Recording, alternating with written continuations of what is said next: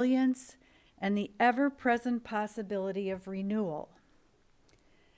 Now, I don't know about you, but after the year of darkness that we've just endured together, any message of returning light and hope is more than welcome. So how was the particular fire of this community ignited those 30 years ago?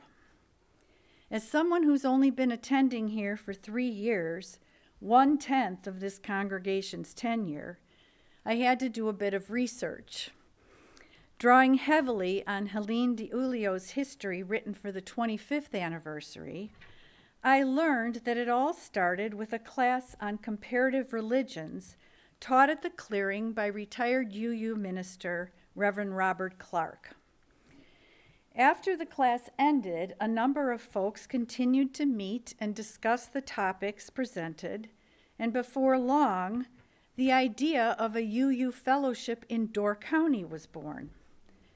A steering committee was formed to take on the arduous task of becoming legitimate, eventually applying to Boston to request membership in the UU Association of Congregations, which was granted in 1998.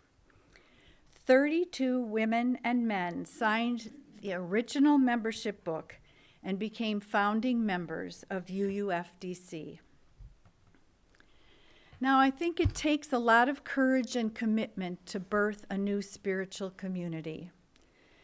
I can only imagine that the original founders were motivated by the need for a place that was open to thinkers and seekers, guided by compassion and justice, and dedicated to the values of inclusion, service, and above all, love.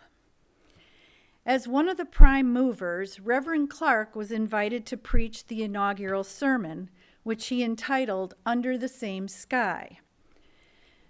Now, I've read this treatise at least 5 times, and I'm here to tell you, it expected a lot from the listeners.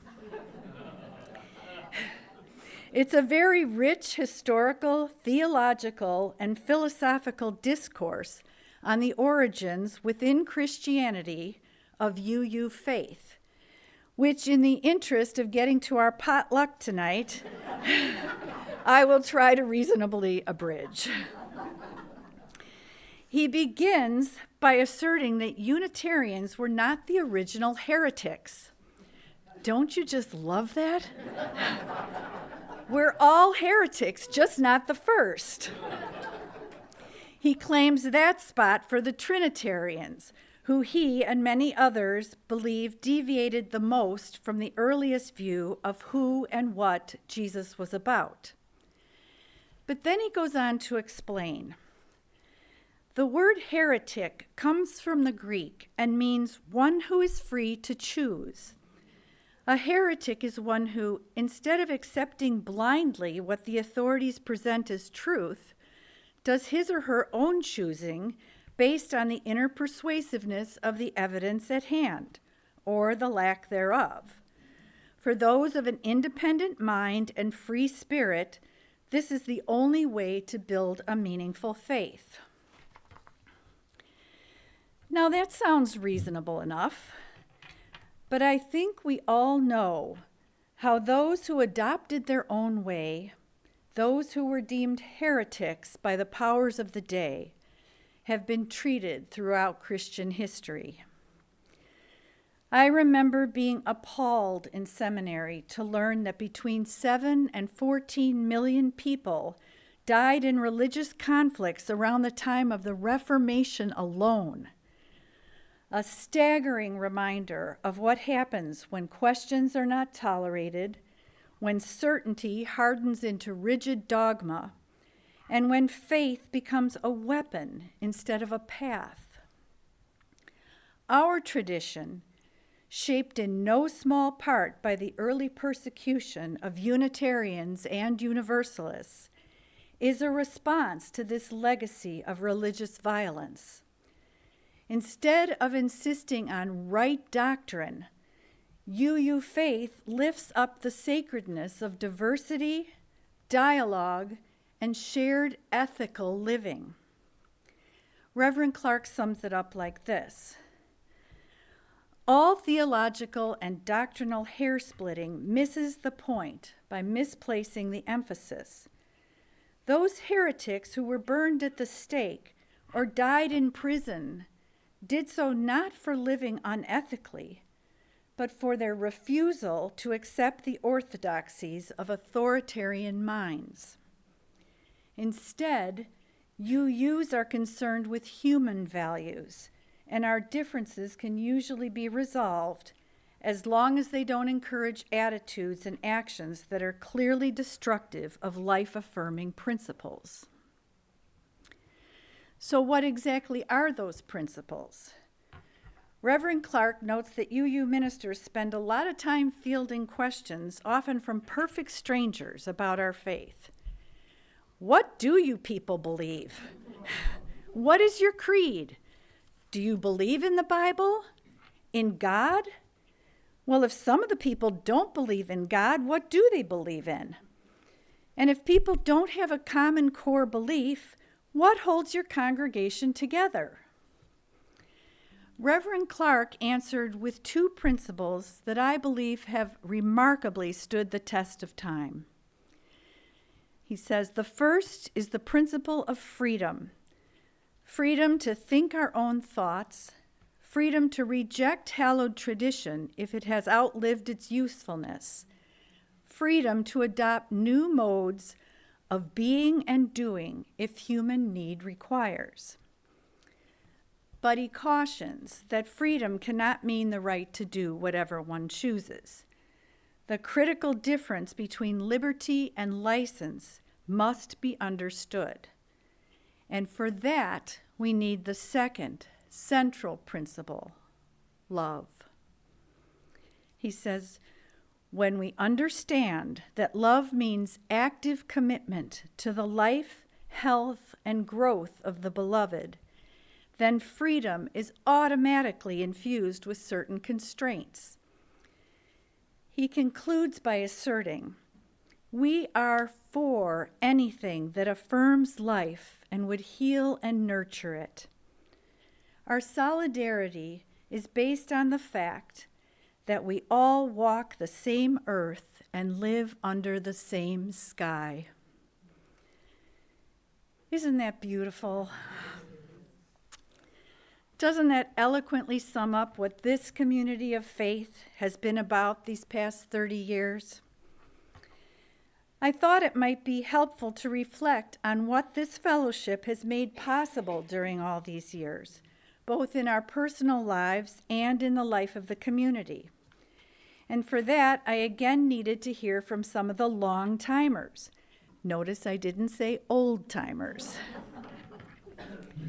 Here's some of their feedback. UUFDC allows us to be part of a loving, supporting group of like-minded, liberal-thinking folks. They say as one ages, a critical part of healthy living is your connection to others. We certainly find that at the fellowship. And because the members are by their very nature active doers, they make things happen. The interests of our members are broad, so they affect many areas of our community in tangible ways, including the arts, learning opportunities, the health of the environment, assistance to the less fortunate, and providing care and support to each other. Being part of UUFDC for the past 30 years has certainly made our lives fuller and happier. Another mentioned the efforts that have been made over the years to welcome people in by hosting plays, music programs, poetry nights, and by inviting outside groups to use the building as needed.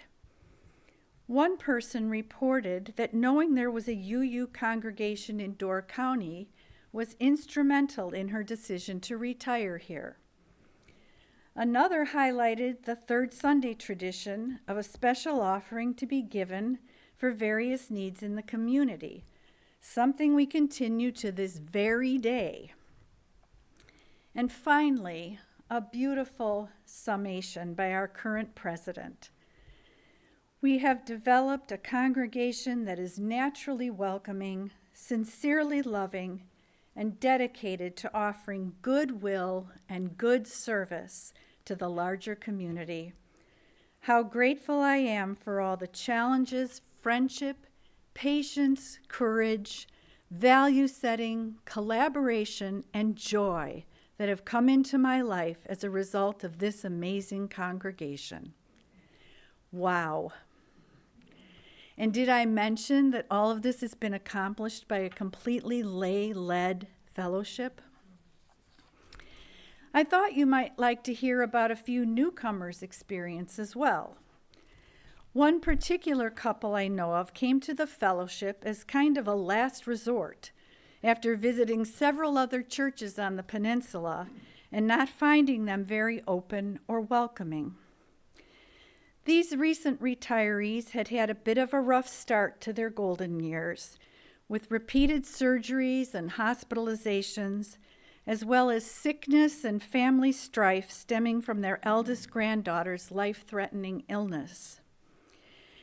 The wife, in particular, was feeling that perhaps it had been a big mistake to move up here, as family was dearly missed and friendships seemed very hard to establish despite concerted effort. They arrived at your door one beautiful fall Sunday, quite desperate for something to change. During coffee hour in the gathering room, the wife literally backed up the truck and unloaded on an unsuspecting member with a friendly face and great listening skills. That member, who shall remain nameless but happens to be our service leader this evening, then said these memorable words, "We will get you connected." Within a week, the wife was invited to coffee with a few other members. The couple was included as last-minute guests at a circle supper and then invited to join a winter hiking group. They soon found themselves part of a group of open-minded, warm, and inclusive folks who made staying in Door County a real and welcome possibility. So much so that she's speaking to you tonight and he's playing special music. And I'm sure there are many more stories like ours. So where do we go from here? What wisdom from these 30 years can we carry forward? What kind of light do we want this fellowship to shine in the coming decades? I'm sure that you all have brilliant ideas about where we should be headed as a congregation. A few suggestions come to my mind. That we seek to expand our radical hospitality to everyone we encounter. That we try to strengthen our intergenerational connections. That we continue our urgent concern for climate care. That we stay committed to courageous justice in a time of extreme injustice. And finally, that we offer deep spiritual nourishment to all who hunger for it. On this winter solstice, this longest night, may we carry within us the promise of the returning light. May this fellowship continue to be a beacon of warmth, hope, truth, and compassion for all who seek it. And as we mark 30 years here in Door County, may we celebrate a community that chooses again and again to radiate light even in the deepest darkness as we live together under the same sky. Amen.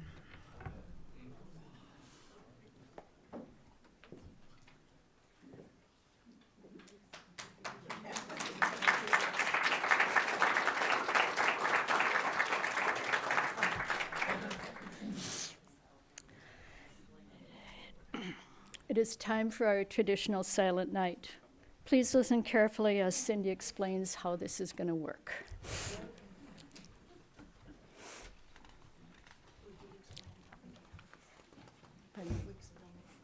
Oh, I can try. A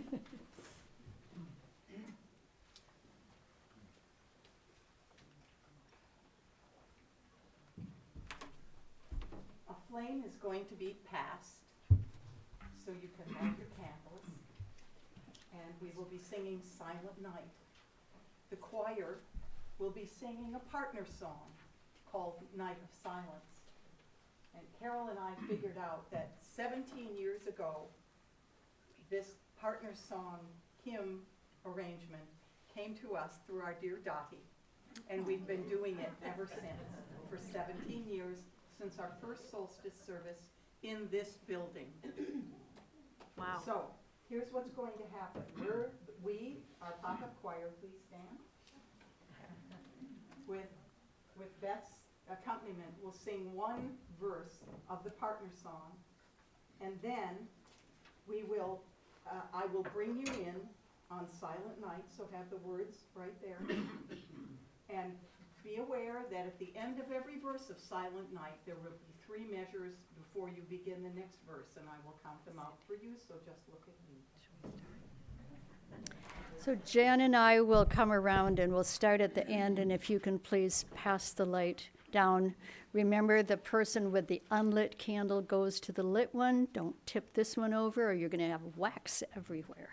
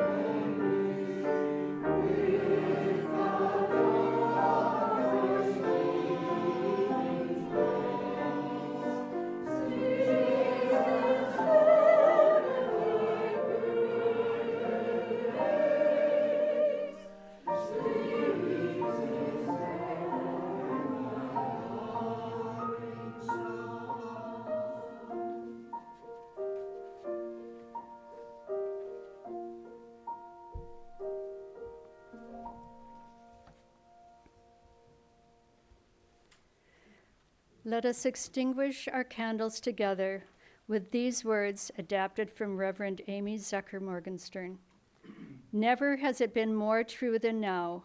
We extinguish this flame, but the sparks within us remain alight. From each of us, in our supposed solitude, the signals buzz and hum, sparkling through space, one to another, connecting us invisibly, but palpably. We are one. We live and love under the same sky.